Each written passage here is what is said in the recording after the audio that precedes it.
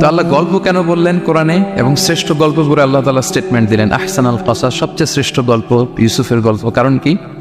কারণ গল্প মানুষকে আকৃষ্ট করে। মানে নবী, আপনি তো পাগল হয়ে যাবে ওদের পিছনে ঘুরতে ঘুরতে, ওরা ঈমান আনে না কেন, ওরা জান্নাতি হবে না কেন, এত পেরেশান তো হওয়ার দরকার নাই।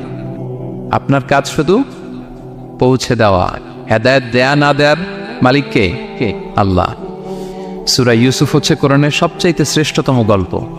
এই পৃথিবীতে যত গল্প হতে পারে, আপনারা রবীন্দ্রনাথ পড়েছেন, আপনারা বঙ্কিমচন্দ্র চট্টোপাধ্যায় পড়েছেন, আপনারা কেউ শেক্সপিয়ার পড়েছেন, আপনারা গোটা বিশ্বের বড় বড় সাহিত্যিকদের বই পড়েছেন। যত সাহিত্য হতে পারে, যত স্টোরি হতে পারে, যত গল্প হতে পারে, এমনকি কোরআনের অন্যান্য গল্পগুলোর চেয়েও এটা শ্রেষ্ঠ, অনন্য, অনবদ্য, আনপ্যারালাল। একটা গল্প যে কত নান্দনিক হতে পারে, একটা গল্প কত জীবন্ত হয়ে মানুষের চোখে ধরা পড়তে পারে, সেটা আল্লাহ তাআলা শব্দের, আরবি শব্দের বুননে, ভাষার প্রাঞ্জলতা এই সূরাতে ফুটিয়ে তুলেছেন। এত সুন্দর একটা গল্প।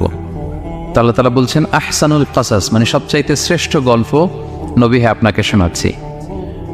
গল্পকে আরবিতে বলে কিসসা, এর প্লুরাল হচ্ছে কসস।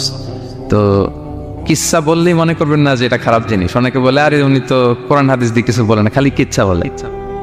কিসসা কিন্তু কোরআনে এসেছে, অনেক নবীর কসস কোরআনে এসেছে। তো সেটা যদি কোরআন থেকে কিচ্ছা হয় বা ঘটনা হয়, স্টোরি টেলিং হয়, দ্যাটস গুড, অ্যাপ্রিসিয়েটেড, রেকমেন্ডেড। তো আল্লাহ গল্প কেন বললেন কোরআনে, এবং শ্রেষ্ঠ গল্প করে আল্লাহ তাআলা স্টেটমেন্ট দিলেন আহসানুল কাসাস, সবচেয়ে শ্রেষ্ঠ গল্প ইউসুফের গল্প। কারণ কি? কারণ গল্প মানুষকে আকৃষ্ট করে। গল্প মানুষকে কি করে? আকৃষ্ট করে। অনেক সময় দেখা যায় যে আমরা যখন তাত্ত্বিক কথা বলি, মানুষ হাই তোলে, কেউ এদিক সেদিক তাকায়, একটা জীবনে জীবনে ভাব। কিন্তু যখন ঘটনা বলি, একটা গল্প যখন শুরু করি, তখন একেবারে নড়ে চড়ে বসে সবাই, মানে কি হইলো দেখি, শেষ পর্যন্ত কোথায় যে ঠেকে। তো এই জন্য আল্লাহ তাআলা মাঝে মাঝে আমাদেরকে গল্প শুনিয়েছেন। ইহুদিদের কাছ থেকে, মদিনা ইহুদিদের কাছ থেকে একটা প্রশ্ন শিখে আসছিল কুরাইশরা। ওই প্রশ্নটা রাসূল সাল্লাল্লাহু আলাইহি ওয়াসাল্লাম করেছিল যে বনি ইসরাইলের, হে মুহাম্মদ, বনি ইসরাইলের লোকেরা তো থাকতো কানাআনে, মানে প্যালেস্টাইনে।